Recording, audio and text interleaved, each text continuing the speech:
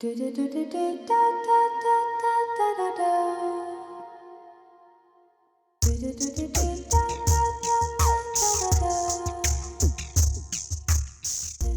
to Thanks for Visiting, a podcast that's part conversation, part time capsule. I'm your podcast host, Lex. In these minutes and moments, I'm sitting down with people I deeply respect and admire to explore life, the human experience, and the creative spirit. Together, we're creating our visitor records, snapshots of our existence and contributions while we're visiting here on planet Earth. Let's help each other navigate this wild human adventure called life.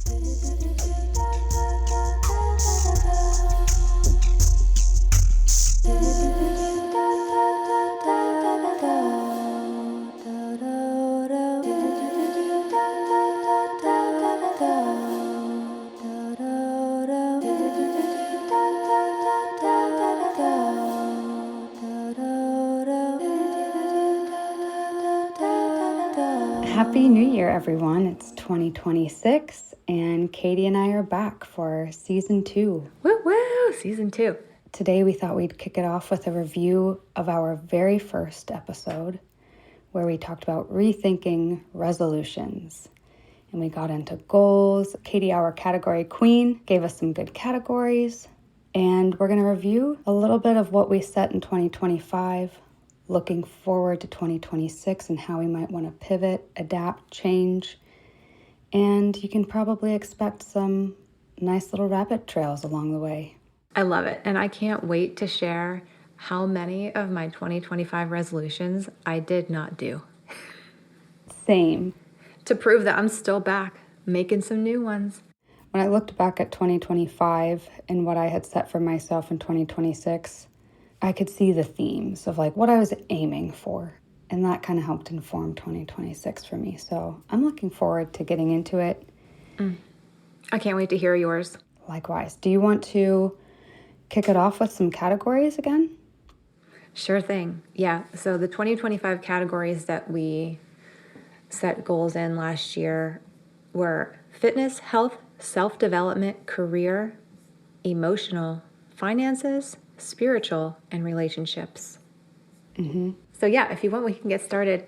Since I had so many, I'm going to breeze through some. I'm going to combine two categories first, fitness and health, combining those together because that's what I did for 26. So 2025 fitness goals were move every day, Zumba once a week, weight training once a week. I accomplished moving every day, and that's it. And I'm good with it. That's good. And yeah. And for health, it was I wanted to eat my first bite of breakfast before 9. I wanted to determine which FODMAPs I'm sensitive to. I am eating breakfast at a good time now, and I did not determine which FODMAPs I'm allergic to. But I am, the good news is I'm adding food back, and it's not a problem. I wanted to eat 3 meals a day and take fewer supplements and go to the doctor's less. I'm doing all 3 of those. That's good. And I wanted to try 2 new meats. No chance.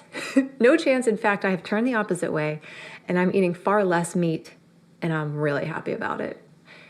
What about you? Any fitness or health goals you had last year that you want to share? Yeah, so in 2025, my fitness goal was to replace running with more strength-based bar workouts and to run about 1 time a week. And that was linked to my adrenal health, which was part of my health goals. My health goal was to get my adrenal health boosted, work on stress, adaptation sort of thing. And so I'm happy to say that I did the bar classes consistently. I hit the goal of 16 classes a month, which, averages out to 4 classes a week. And I loved it. I love seeing like the tone and the strength that I've built with that. I did not end up running 1 time a week. And based on our last podcast episode, we talked about healthy escapism through movement and pairing that with listening to music. Because I feel like I've boosted my adrenal health way more this year, I feel pretty good. Now I'm wanting to get more of the cardio back, run more often, listening to music, because what that does for my creativity and emotional health far exceeds the physical health benefit. So yeah, that's my 2026 physical fitness health goal. How about you? For 2026, I have 1, to find the healthiest and most cost-effective ways to cook. 2, to eat slower. Your girl eats so fast. It's not cool. 3 is to move in the morning. The intensity level is to be determined by how I feel, because this is not a season of force for me. So those are my 4 for health and fitness. Amen. When you said this is not a year for force, I love again that we're aligned in so many ways, because while I was writing down my 2026 goals, I try to ask for or like meditate on a word of focus, or like this is the theme. So 2026, when I paused to think of what that word is, instead of getting one word, I've gotten a couple that are kind of linked, and it goes with what you were saying, this less intensity, because 2025 felt like a very intense, in the fire refinement time, that moving into 26, it feels like grace, doing things with grace, gentleness, creating, exploring. I think exploration is a big one for me, where 2025, a lot of survival mode, that now is just like, let's move with grace. Let's slow things down when we need to slow it down. Run a mile if you want, run 3 miles if you want. In these other goals, as we move forward, you'll hear my theme of kind of grace, gentleness, exploration. Yeah.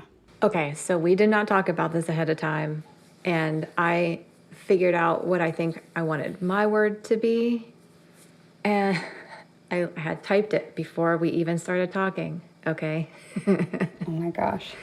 And the word ended up being soften. Yes. Which I got from you, but not today. Try softer, not harder. Yes. I think that's the theme. The first word that came to my mind was seize, as in seize the moment. But the word seize on its own has some like harsh kind of negative connotations to it. So I was like trying to figure out, what is it really? And somehow it circled back to soften, which is weird to go from seize to soften, but it's almost like be malleable in the moment that you're in, and try to find the pleasantness in the season that you're in the space that you're in the moment that you're in. So many things to be thankful for, grateful for. That is an example of softening how I relate to the situations I find myself in. Yes. Yeah. When you mentioned how you went from seize to soften, it made me think of this little card that a little shop had, like, take one. And it said fierce but flexible. And so when you said I went from seize to soften, I was like, yeah, I'm going to be fierce in my goals and my focus, but I'm going to be flexible. And you said that word malleable. And I think when you're flexible, things don't break you. Oh, that's so good.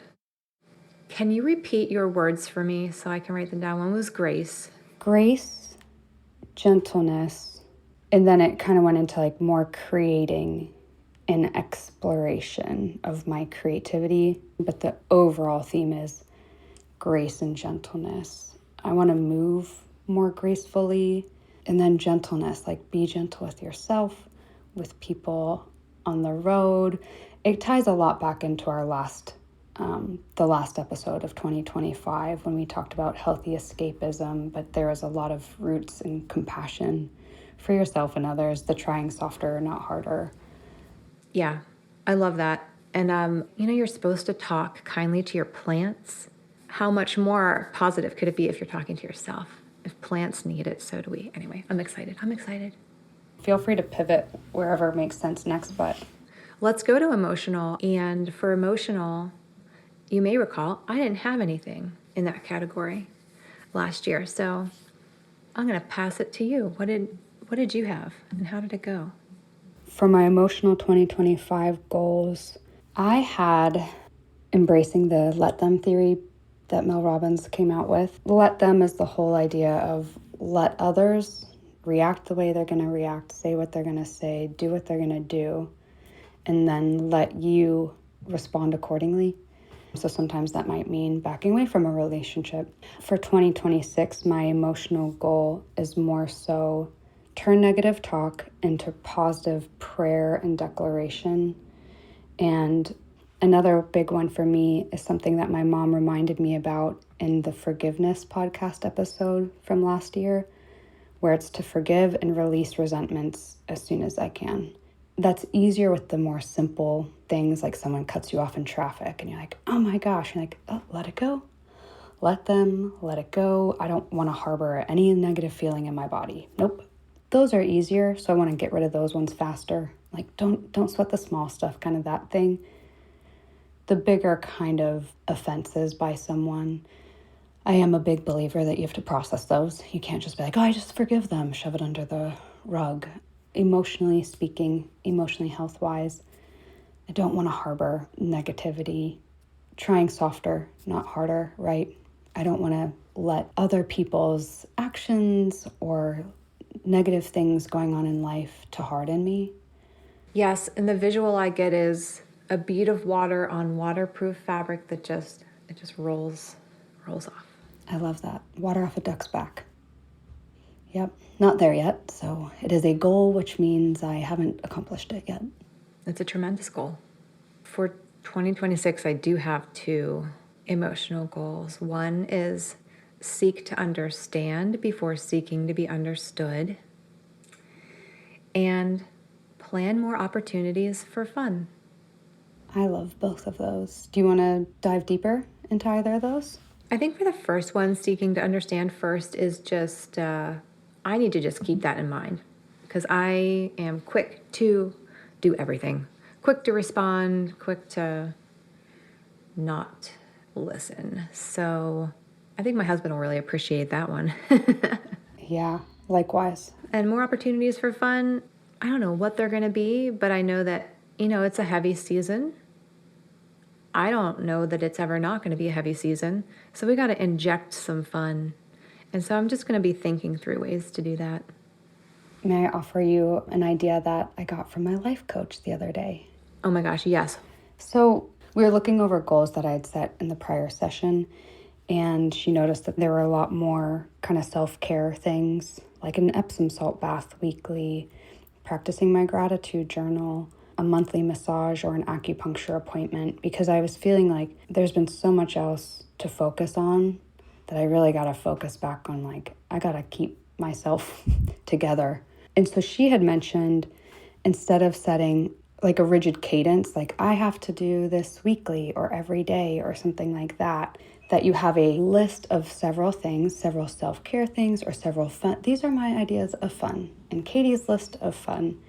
And then the goal more loosely is engage in 3 of these every day or every week or whatever the cadence is that you want to set. Does that make sense? It does, and I love that because it takes the pressure off. Even if it was, here's your bucket of things, pick a few a month, do what you're in the mood for. Yep. Take pressure away from something that's supposed to be either feeding you or self-care or relaxing or fun. It shouldn't be too stressful. Which again is the grace, gentleness, trying softer. When we say we're doing life together, we're saying, like, let's help each other out with some of these life hacks that we've learned. Or, oh, you have a therapist? What have they told you? This is what mine helped me with. Life is hard as it is. Let's help share the experience. Maybe we can learn something from each other so that the other ones don't have to go through the same level of challenge. So, yeah. I can't believe this is happening again. This happens to us every single time. Just yesterday in couples therapy, and side note, we go to couples therapy not because we want to get a divorce, but because we want to do this thing better. I just don't want people to think that if a couple is in counseling, it means that there are huge, terrible issues. It's like, actually, no, we're doing like really well and we want to continue doing well. So, yes. But in couples therapy yesterday, we came up with 2 big helpful things. One was we came up with a rating system, which is a way for Blake to tell me how he's doing without having to go into extreme detail. So I was like, what about a scale of like 1 to 10? And he was like, it's like too many options. What about red, yellow, green? So red, I'm not doing great. Maybe just keep your distance today. Yellow, I'm kind of struggling, but I can maybe have a little conversation. And then green is I'm doing well.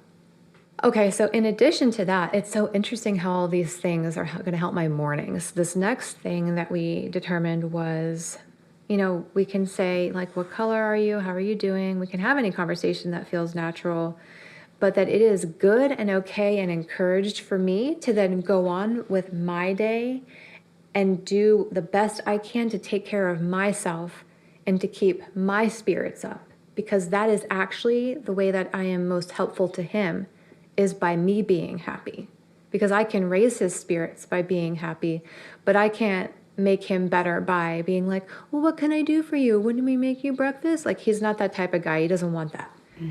So 1, we have a rating system, and 2, I have basically been given permission to be happy and find ways to take care of myself. And the realization that that is actually in turn going to help him, and that I don't need to feel guilty for doing that, is huge. Like, talk about a huge weight lifted. That sounds like softer. It's like it's softening things for him and for you. There's such power in like saying some of these things out loud too. Oh my gosh, I agree with you. It was wild for me to realize, like, I had been subconsciously feeling guilty for trying to go about my day, when he's like, no, that is the best thing you could do for me, is for you to be good, because if you're not good, then I feel bad that you're not good, so it actually makes it worse. To your point about the power of saying something out loud or hearing it out loud, the power of verbally processing with a counselor, a therapist, a friend, any sort of safe community person that you can talk to and say the vulnerable things, because you are vulnerable to say, am I allowed to go on with my day when my husband's having a yellow or a red day? Am I allowed to be green? That feels kind of crummy, or that feels unempathetic to me. Because you were vulnerable in saying that is when you guys could get to this beautiful resolution and like a plan of, no, I give you permission. So fostering vulnerability, again, it has to be with safe person or safe people, because otherwise it will have the opposite effect. But I applaud you. I applaud you for that. Aww. I don't know how we got on this tangent, but it was a real good one, I think. Same. So for my 2025 career goals, I had find significant identity outside of my day job. Still working on that, but I think it's going well. Work less, no Saturdays. I did achieve that. I don't think I worked any Saturdays this year. Listen to books about hostage negotiations. I did not do that, but I could still get into that. I'll leave that as a hyperfixation for another time. Sure. I wanted to paint something taller than myself. I did not do that, but I still will at some point. I wanted to investigate new outlets for my paintings. I did. Nothing has come of them, but I did look into them and submit my stuff to some places. I wanted to submit a pilot TV show that I produced to some film festivals. We did not do that. And I wanted to continue considering a new YouTube channel, and I have considered it, and I am not doing it right now. Hey, like you said in the first episode, you said, did you know you could have a goal to consider something? And you don't necessarily have to do it. It can just be a consideration. We make the rules here, folks. And some would argue there are no rules. Yeah. How about you? What did you have for that one? When I hear the word career goals, mine are my creative goals. And 2025, it was launching the podcast. And we did that. And we had 8 awesome episodes over the course of 12 months. So I'm very happy about that. What I would do in 2026 is I want to continue the podcast, get some more visitors on here, and continue exploring life with my fellow earthlings. And then my other creative goals are music related. And last year I focused on music for fun, having more fun with my music, and completing my first feature film score. And I did that. I completed my first feature film score. Cue the applause, cue the, I don't know, champagne popping. That is such a huge accomplishment to do it by yourself. It's not even normal for one person to do that by themselves. So you should be so proud. Thank you. It was a really good experience. Really happy to say that I delivered a score the director was proud of. Something that I'll share that was difficult for me, since so many creatives listen to this podcast, and I'm sure they can relate in some way with their creativity, is when you hand over elements of your part of this collaborative project, because I am working for the director and producer, essentially, I am hired to do a role. They get the creative say in the end, and they kind of chopped up two of my songs at the end and like butt them up against each other. That was hard to be like, you just chopped up my child. But what was helpful that came out of that, Katie, was it was kind of a let them let go. I delivered something that they were happy with, that they admitted was even better than what they had originally expected. And I like the score that I get to deliver and distribute this year. And people can hear the soundtrack that I intended a bit more. And it will serve as a project where I'm like, this was a very good learning project. Because of that experience in 2025, my 2026 is like, oh, have fun, experiment. I'm experimenting more with EDM, like electronic dance music. I've done vocals for EDM artists before, or have had some of my songs remixed by an EDM artist. But this time I'm trying my own spin on it, which is more like dark electro, industrial, and kind of what I would call like gritty. But it's like dark electro, but dance BPM. So much of my music in the past was like processing a lot of stuff as a young woman, and there's a lot of grief, a lot of longing for dreams that have been unfulfilled. Now I'm like, I want fun. I love to dance. I want to actually make songs that make people dance. And who cares? Who cares if they're like, I don't care if the lyrics are more trite. I'm going to try not making them very trite because my lyrics are still important to me, but there's nothing wrong with just making songs to have fun. Can I tell you how jazzed 14-year-old Katie would be if she knew that in her adult life she would be close friends with an electronic music composer, like an EDM music composer? You're so funny. I loved techno. Loved it. Same. I don't listen to it a ton now, but I still love it. Little Katie is geeking out right now over you. Well, I wish we were friends then, but I'm really glad we're friends now. I'm going to throw it to you here in a minute, but I'm really excited that we're going over these things of like more softness and fun and play, especially as we're in this mid-adulthood. There's so much so serious in life. We're all feeling it. Last year when there were times it was just like, it was a really hard day, I was having a hard time, I put on old school hip hop and I realized so quickly, I cannot be sad when I listen to old school hip hop. If I'm angry, sometimes old school hip hop is good too, because you're like, they are saying the words I need them to say right now. It is anti-establishment. Like, these songs were created by artists that was their form of protest. And I'm all about it, all about the right to protest and speak your mind. We live in a country where we're able to do that for the time being, so let's use it while we can.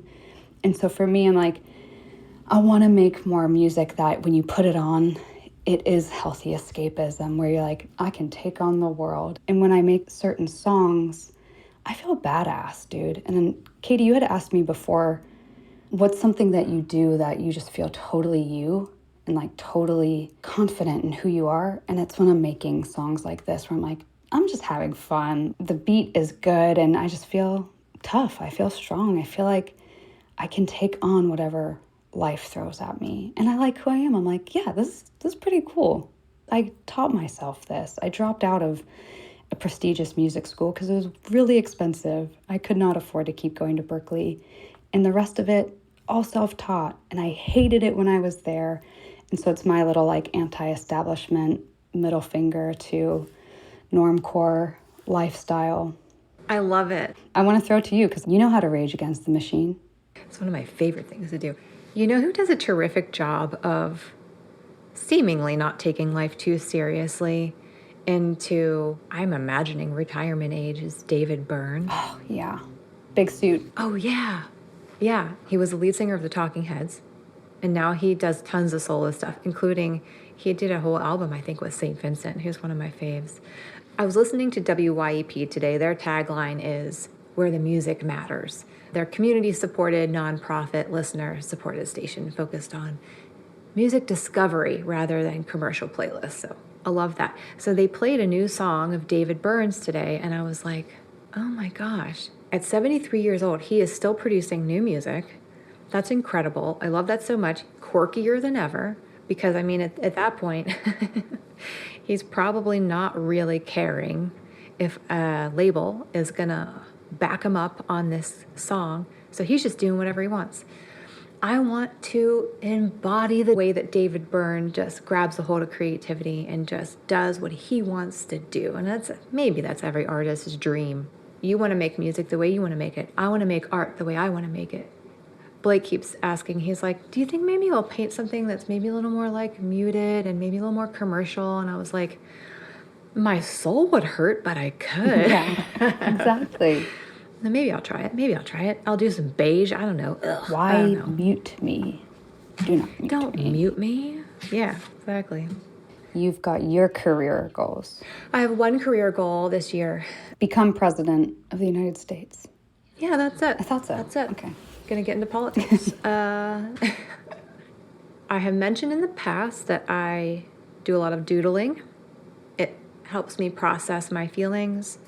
And I think some of them actually are kind of neat looking. And so I thought, why don't we get those up on Etsy and just do some digital downloads and see what happens? So Yes. my career goal for this year is to get my doodles up on Etsy and see what happens. It's not a huge career goal, but it's a good one for me. Let us know when you do. Thank you, I will.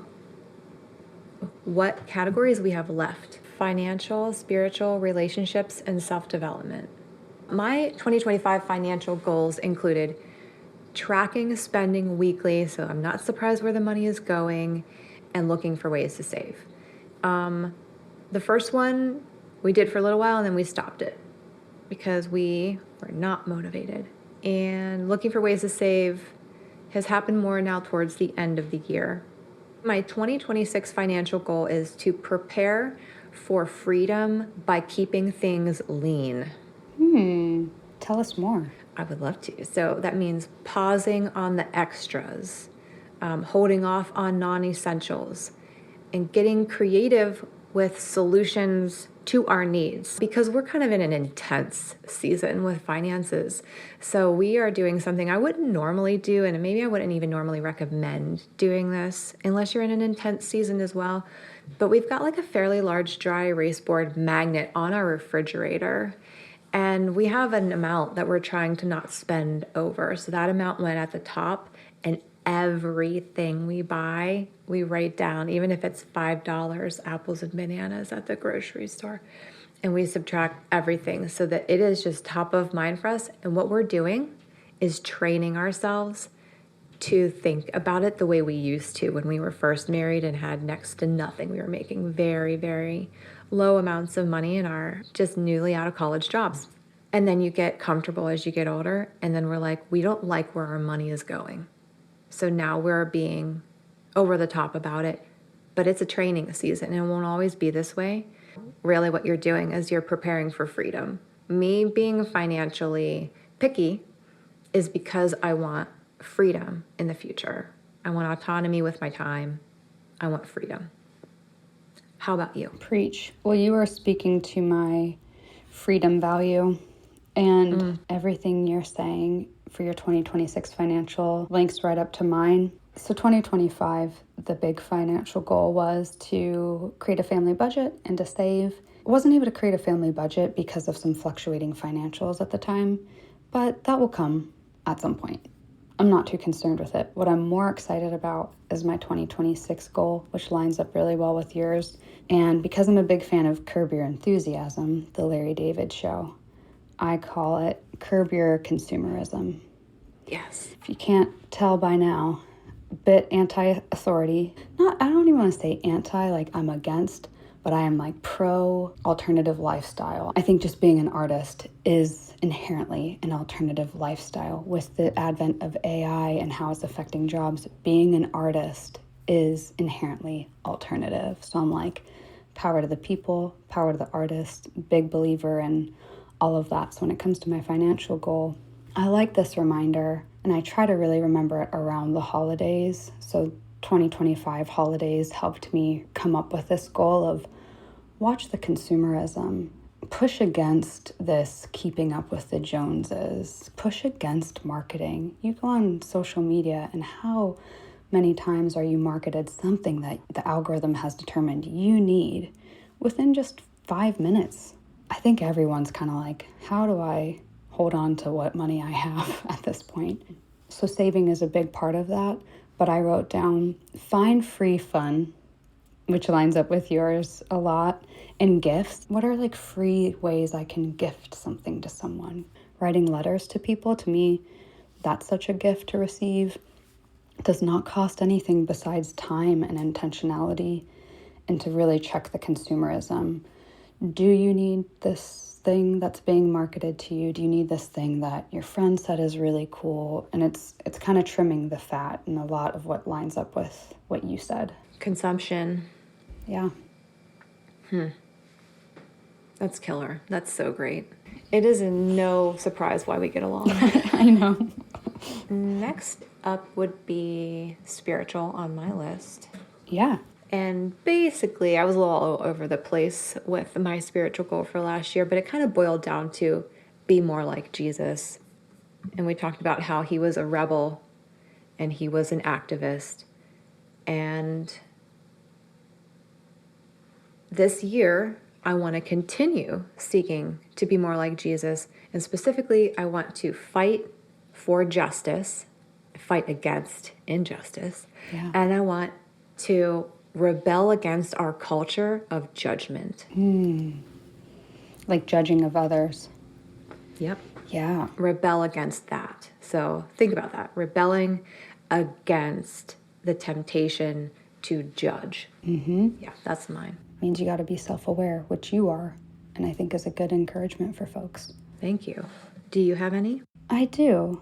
My 2025 spiritual goal was related to living in accordance to my values, which my top two are love and freedom.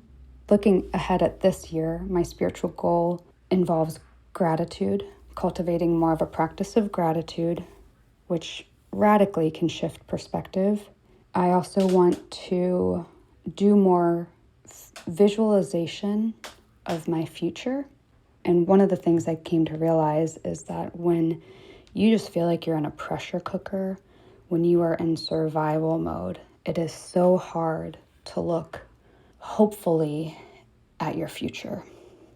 And so something else I realized during this time was the importance of looking hopefully at your future, to have hope, to cultivate hope. So I have a little dream book and journal that my lovely Auntie Lane gave me last year when she knew I was going through it. And it's stuff where you write down your dreams and your goals. And to me, it's like those big, big dreams I share only with a select few people. And that stays in my book and with people like you who are my inner circle, my chosen family. But to write some of those out a bit more, to actually print out pictures that give me a visual of that, and to look there when I'm feeling particularly stressed or in survival mode to help cultivate hope, to help remind me of my resilience, to remind me of what I am working for, that some of these trials and tribulations we go through, as the Stoics say, the obstacle is the way. These goals that I have, these obstacles are often the way to get to these bigger dreams and goals that we have. What I want to mention is if you listening are not a person that wants to dream, has motivation to dream, or you don't feel like you're in a stage where dreaming is helpful for you, that is okay. Totally. I'm personally in a season where I'm not doing a lot of dreaming. I'm doing a lot of surviving. I'm doing a lot of self-care. I don't know, call it some other things. I just wanted to say that in case somebody listening was like, what's wrong with me? I don't want to dream right now. I'm so glad you did say that, especially if hope has been deferred over and over. It can be so hard to dream. So I'm glad that you mentioned that. Thank you. The reason why it feels like a spiritual practice to practice visualization, I am combining the visualization aspect with declaring God's promises. I'm Christian, or I am a follower of Jesus, so like, what does the Bible tell me about God's promises for my life? There's a scripture, Jeremiah 29:11, that says, "For I know the plans I have for you, plans to give you a hope and a future." So when you are in survival mode, looking at my dream book or thinking about my future in a positive light and saying, God has a plan for me, and it's to give me a hope and a future, and it's not to harm me. That is the other part of that scripture. It's not to harm.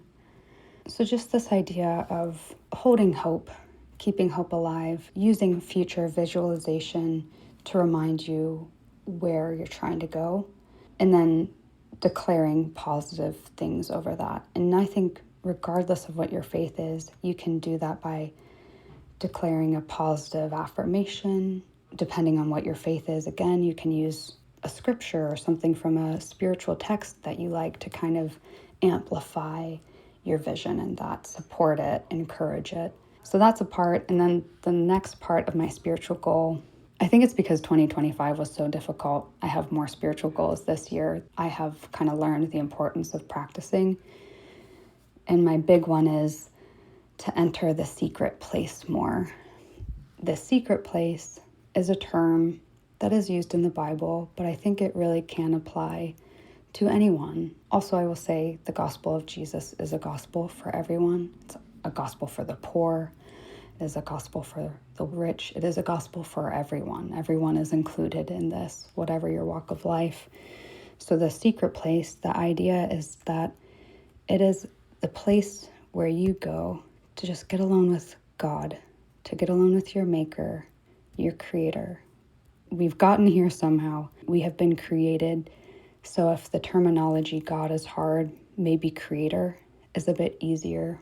But the secret place is just this moment where you intentionally take space, take a moment away.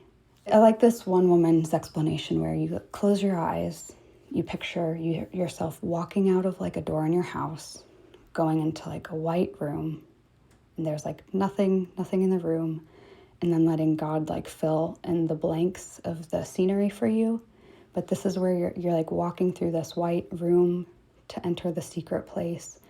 And for me, when I did this practice, my secret place felt like it was sitting under the tree of life in the Garden of Eden. And you can do this anywhere. You can do it on a plane. You can do it in your car. You don't have to close your eyes at that time, but it's just this moment where I picture myself leaving the house and walking into the Garden of Eden and sitting under the tree of life, and that's where I'm meeting God. Sometimes when I'm there, I will say, thank you for this. Sometimes I will just cry. Sometimes I might ask a question, but a lot of the point of the secret place is to just be still, alone with God and God's presence. And it's like an honoring thing to your creator. And a big element of my faith, the crux, like the main core of my faith, is that God wants a relationship with us. That your creator created you for a reason and wants to be in relationship with you. They're the most divine parent, the most perfect parent. They are not flawed like our own. So whether you had a good or bad relationship with your parents, God is the most divine parent who has your best interests, loves you whether you spend time with God or not. The secret place is just so powerful because it is us choosing to be in God's presence and just say, here I am, I just want to hang out with you. Like, Katie, what kind of relationship would I have with you if I was like, oh yeah, we're friends, but I never spent any time with you, or just made excuses of why we could never talk on the phone or catch up. So my big goal is that, the secret place. And I can say every single time I've practiced it, it's not even been long. It can be like 5 minutes, and sometimes it's even a minute. But every time I've practiced it, my whole body settles. Anything that I went into that realm stressed about, there has been times, so much worry. What about this? What about this? And I go and I just have this calm. It's going to be okay. Or like that I'm held, or things that I might not have gotten from humans, support, or like even like a hug. I feel like I can get that there. There's times I even brought Charlie into the vision of like just Charlie and I like laying with my head on God's lap. I'm just over here geeking out because that is the coolest representation of our faith I have ever heard. Thanks, friend. If anybody listening is like me, it's a very different and new and fresh way to look at connecting with God, which I think is really needed and very cool. Thanks. Next up is relationships, which, they mesh together with spiritual in that instance, but I don't have any for this year. My ones from last year were to invest in friendships, which I did get to do a little bit of that, not as much as I wanted to, and go RVing. I don't know why I put that under relationships, but I did. We have not yet gone RVing. So what about you? My 2025 relationship goal was to write more letters to friends, and I did not do that. I would still like to do that. I like the intention and the idea behind that. So I'm going to put that out there loosely. The big one I have for relationships is exploring if I can do a bit more internal processing first before going to my like trusted inner circle. It doesn't mean that I won't still like share and have deep relationships with those people. I'm just realizing that it kind of goes with that negative talk where if I'm just really frustrated, instead of telling you or my mom about that, can I just be like, okay, what are you angry about? Okay, what are you going to do? Like have a little internal dialogue processing. And I guess the goal with that is kind of twofold. So that with my relationships, I can kind of keep it more positive in a way. But it's not even that. It's like I know that you can handle whatever I want to process with you, but it's more like that stuff is energy. And I don't want to bring other people down with it, or even just putting it out, speaking it out into the world. How much is that helping it? That's interesting. And then I think just showing myself like not everything you feel needs to be stated, period. Is it helping? If it's not really helping, can you just see if you can explore these ones on your own first? I mean, as the person who sometimes gets to talk to you, I always love talking to you, but I think it's worth a shot to see what it does for you. Who knows? Yeah. I would be soft about it. I wouldn't be too strict with yourself. Oh, I like that. Thank you. That's what I needed to hear. Yeah. That's nice, though. That is interesting. So Blake has a Substack called The Patience Project. Check it out. The Substack is about patience, and this article was about waiting for 8, and that could be 8 seconds before reacting, 8 minutes before making a decision, or 8 hours, or so on and so on. And in there, he mentioned something where he was like, maybe you need to go talk to a friend about something as a distraction, but don't go to them just to complain. And now I get to read these articles before they come out. Sometimes I have notes, and I almost went, oh, and I was like, well, actually, I'll entertain that. Like maybe that's a worthy thing to think through. I like that. The reason I wrote this down is kind of looking back at last year, I realized there were so many spinning plates and external stressors. So many of them would like elicit an immediate, intense reaction. I'm a feeler, so I feel these things intensely or deeply. I realized that sometimes all I needed was 24 hours. And sometimes just going to bed and waking up the next day and being like, you know what? This is not as bleak as it felt like yesterday, or this still is really stressful, as I'm sure you know from your experiences. Like, okay, this thing still is stressful and it has not changed, but I can figure it out. I used to get really stressed out at night about, any given thing. And then I came up with, after like 8 p.m., you are not allowed to be strategizing about life in any way. After 8 p.m., that is relaxed time. That is your brain is tired from a long day time. That is fun, casual, relaxing. This is not the time to problem solve or worry or figure some hard problem out. Yeah, that actually helped me tremendously. I've been doing that for years. That's been when I was a freelancer, I would be stressed out about where's my next job going to come from? It's like, well, you're not going to figure it out tonight. Thank you for saying that, because I'm going to pick up that skill of yours. I like that a lot. You're welcome. And as I'm thinking back to when I started that, it was probably one of my very first coping mechanisms as an adult that I came up with. I was like, wait a minute, this is not the right time for this. Isn't it amazing? And sometimes just making a decision to be like, I'm not going to do this anymore. Stressing about everything at night before I go to bed historically has not fixed anything for me. It's only like annihilated a good night's sleep. So telling your brain like, we're not doing that anymore. You can see massive change. Yes, I completely agree. The last category is self-development, and I had a few goals in here. Slowing down and listening more fully. Turns out I don't do that very well because I have ADHD, but I am working on it. I wanted to work towards complaining 2 times or less per day. To be honest, I forgot about that. I wanted to lean into the joy of cooking and baking. I did not do that, but I will keep working on it. I wanted to start growing food and start composting. And while I did not start composting, I did get a basil plant. I did kill it immediately. But just a few days ago, I went to all this trouble, looked on ChatGPT for help. I had some dirt, like legitimate dirt from the ground, which apparently is like you shouldn't start to grow basil that way.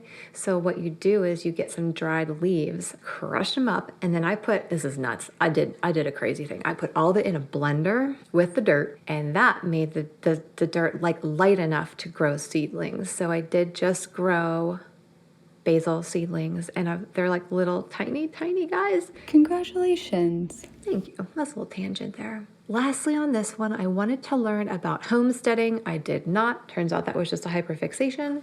And I wanted to style my hair more often. I did it a total of 1 time. And it looked really good. Thank you. What about you? I think that involved my ever quest to learn Italian. I do want to learn another language, but this time I've decided it will be Spanish that I focus on first. Because my husband and I went to Spain and I loved it. I'm just like so in love with Spanish culture. My family has some Spanish roots somewhere on the Italian side, and it also makes sense living in the States to learn Spanish more so than Italian. I will use it more often between living in the US as well as hopefully continuing to travel to Spain more often. And then from there, I can pivot into Italian. But if anyone is trying to learn another language, I really recommend Pimsleur. Their Speak and Read, and it's Pimsleur. I got their Pimsleur Speak and Read Italian CD sets that I listen to in my car, and that's what I use to learn the Italian I know to get around decently in Italy. But I bought the Spanish ones, so already I'm like, oh, no entiendo. So that is so exciting, because also that's the only other language I know a little bit of, so we can talk to each other. Well, let's go for it. I'm so into it. And then besides that, I'm just going to throw out the goal softly to read 6 books this year, because I forgot to mention this in the last episode on escapism, but one of my new favorite healthy forms of escapism is reading fiction. I tend to be such a nonfiction reader that it's been tapping into a lot of the left brain analysis stuff. And so I want to tap more into the right brain imagination, dreaming, daydreaming realm by reading more fiction books, especially fiction books that aren't too closely tied to modern society. I'm just needing a break from that.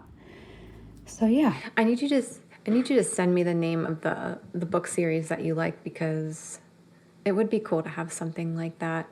Because I'm with you. I'm your nonfiction girl. I'm your self-help. I'm your let's learn crazy stuff in books. But like, it's almost like a different activity when you're reading, and it's fun. It's not just for learning. I mean, of course you're going to learn with fiction, but... Yeah. Well, shout out to our friend Mike Smith, who was on an episode last year, who wrote Turning Corners. And that fiction book was the one that got me back into reading fiction. And oh, awesome. It took my brain out of analysis paralysis. That book inspired me to keep reading fiction. And then my friend told me about the series A Court of Thorns and Roses. And it's kind of like Beauty and the Beast meets a little Lord of the Rings fantasy. Gets a little spicy at times, but I really enjoyed it. The way my friend put it, she said it stops her brain spirals. And I was like, you're speaking my language. And she said it's about a world in which their problems are so far from our problems in modern society. And I thought, that's what I'm needing. I'm needing a healthy break, an escapism from just the noise. Yes. Well, I wrote that down, and also just want to echo that Turning Corners is legitimately a really, really good book. So if you're looking for something, it will keep you guessing. It's written by an extremely intelligent author, and I just can't say enough good things about it. So Same. Was That's it. all for your 2026 self-development? Yeah. All right, killer. Those are good. And I'm excited. Rumor has it is you've got a little bonus cherry on top for us. I do. It's like a mini podcast within a podcast. So, and it launches off of my 2026 self-development goals, which are: number 1, identify and responsibly allow for hyperfixations. So that for me includes setting boundaries when there's money and time involved, not making impulsive decisions or commitments. Smart. Yeah, so that's good. This one is a little bit, this could be another podcast episode, but determine skills that I can develop that can help me if AI takes over. The first one is gardening. So I've got basil down. Yeah. So I'm well on my way. Yeah. Basically pesto. Basically, it's pesto all the time when the bots take over. So you just come on over and make you some pesto. And then last but not least is, drumroll, I would like to work on increasing my imagination. Tell us. I can't wait. So first I had to look up, can you increase your imagination? Is that like a thing? Or maybe are you born with what you've got? And the answer is yes. It is not a fixed trait, so yes, you can increase it. It's considered a cognitive skill. It can be enhanced through various practices, which we'll go through a few of those. And it's because our brain's plasticity allows for the strengthening of neural pathways associated with creative thought and novel idea generation. Then I thought, okay, well, maybe listeners would want to know, why would you even want to increase your imagination? Like, what would the benefits even be? So I do have a few benefits to share with you in case you're like, I'm shutting this off. I don't need any more imagination. I can't imagine any more ways I could become more imaginative. So increasing your imagination can help generate more solutions for a single problem. It could differentiate you professionally. I know if I was hiring people, I would want highly imaginative people who think outside the box. Like along those same lines, it can help you develop original ideas instead of just remixing trends. It can create mental distance from stress because imagination enables reframing. Ooh, like a new perspective. Yes, that was a surprising one. It can help you resolve conflict more creatively. Mm-hmm. It can help you design routines and environments that support who you're becoming. That makes me so excited. I get jazzed about my surroundings. I like staging areas of my house. So yeah, your imagination, it can help you design environments that support who you're becoming. There's just 4 more of these, so hang with me. It can help you support your nervous system regulation through imagery. It can increase your tolerance for uncertainty. Mm-hmm. And boy, could we all use that. It can help you stay mentally flexible as you age. And my favorite one is, it can help you find meaning in everyday experiences. I like that. I really like that. Awe and wonder. My ADHD brain needs there to be a purpose for the things I'm doing. So if the purpose is, if I can have more imagination about what the purpose is, that would be helpful to me. I really like that you've brought this element of imagination in. It really aligns with my goal of fostering the right-brained activity more and bolstering that. And so I'm like, you could even argue that imagination and increasing that is a wellness principle. Yes, great point. When you mentioned imagination, I found online some information that shows how imagination conditions that grow imagination it creates psychological safety, that our imagination flourishes when we don't worry about being wrong or being perfect. If we can lower the stakes of being right or perfect or this or that, we can actually engage in higher amounts of creativity. Another one that studies continue to show is allow for boredom, that imagination and creativity flourish and come about when we are bored. Unstructured time allows the mind the ability to wander and invent. I really liked this part that I wouldn't have normally thought about when it comes to imagination, but when you're imagining, you're reducing your self-surveillance.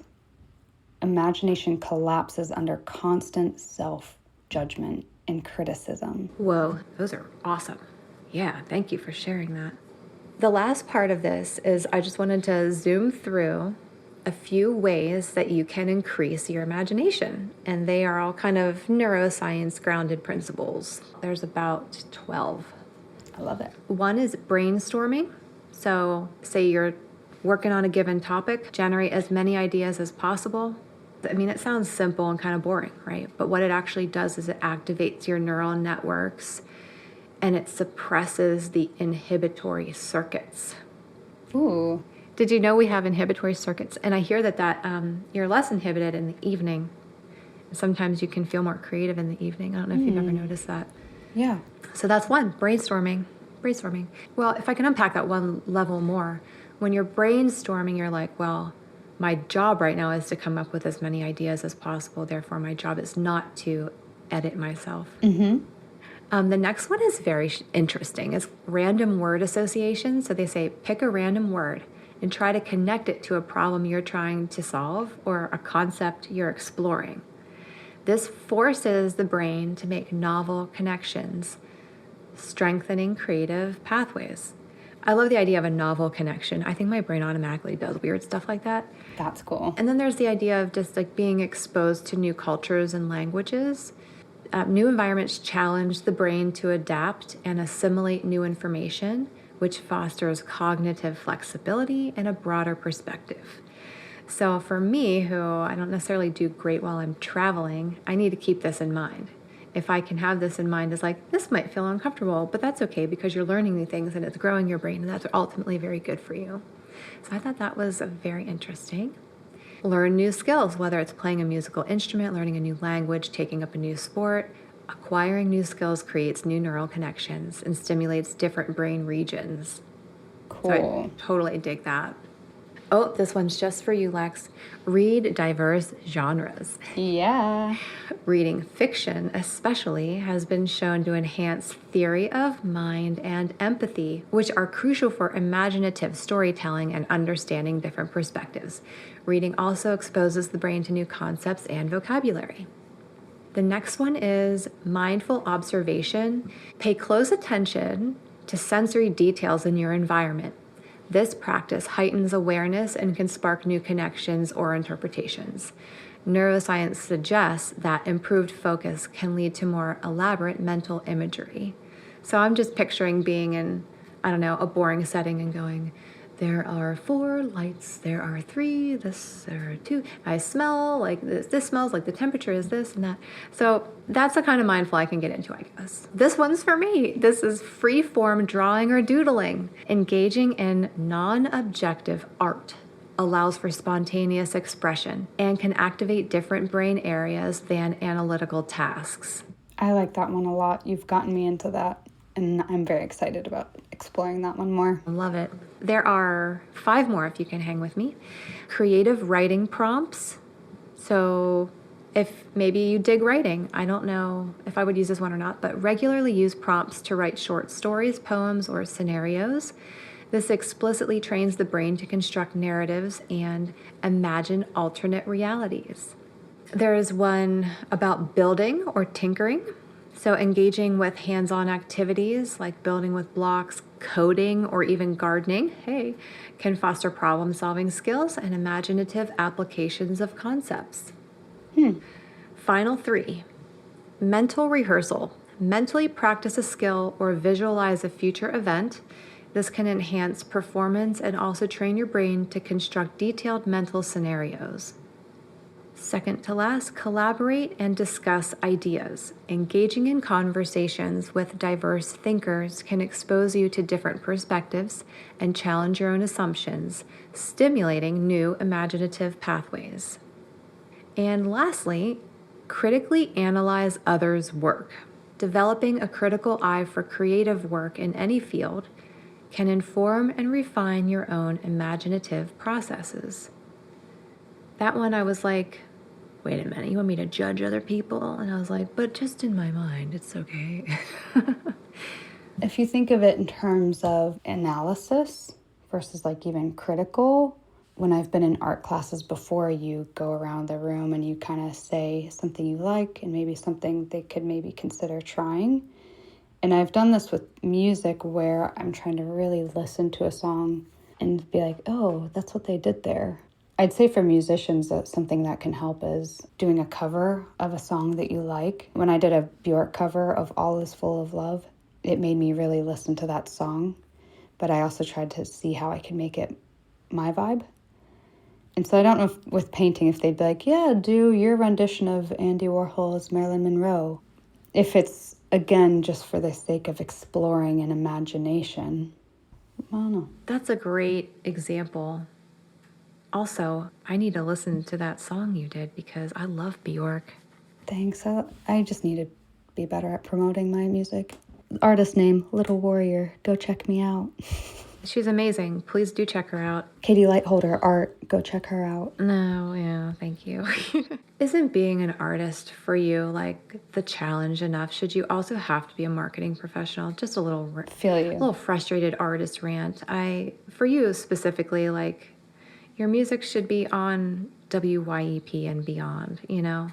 Thanks. But I feel the same way with yours and the people that we have on this show. That's a big part of this show, and looking forward to having more folks on this year because we want to give more attention to some of these incredible indie artists. Dig it.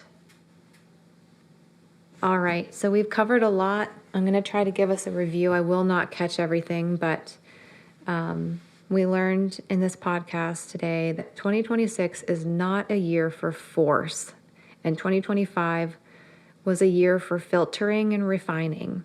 Lex's words for this year are grace and gentleness. Katie's word is soften. And we like the idea of being fierce but flexible, and being flexible helps you get injured less, physically and metaphorically. We talked about declarations and how your words have life and that God is listening, turning negative talk into positive declarations. We talked about seeking to understand before being understood, planning more opportunities for fun, considering a list of things that are fun to choose from. We talked about the red, yellow, and green label for how your day is going and how taking care of yourself can be the best thing you can do for your family. We talked about goals of continuing the podcast, doing more EDM music, preparing for freedom by keeping our finances lean. We talked about fighting consumerism, finding free fun. We talked about fighting for justice and rebelling against our culture of judgment. We talked about cultivating a practice of gratitude, visualizing our future. We talked about the secret place. We talked about dreaming. We also talked about it's okay to not dream. We talked about no problem solving after 8 p.m., goals of reading fiction books. We talked a lot about increasing our imagination and ways to do that, including allowing ourselves to be bored and have unstructured time. And we learned that one benefit of increasing your imagination is that it can reduce your self-judgment. I think I learned a lot today. I learned a lot. Me too. Yeah. Thank you for the conversation. Thank you. I appreciate you, Lex. Likewise. I look forward to exploring this year with you. Me too. Thank you guys so much for listening, and we'll see you in the next one. Stay curious. See ya. Bye.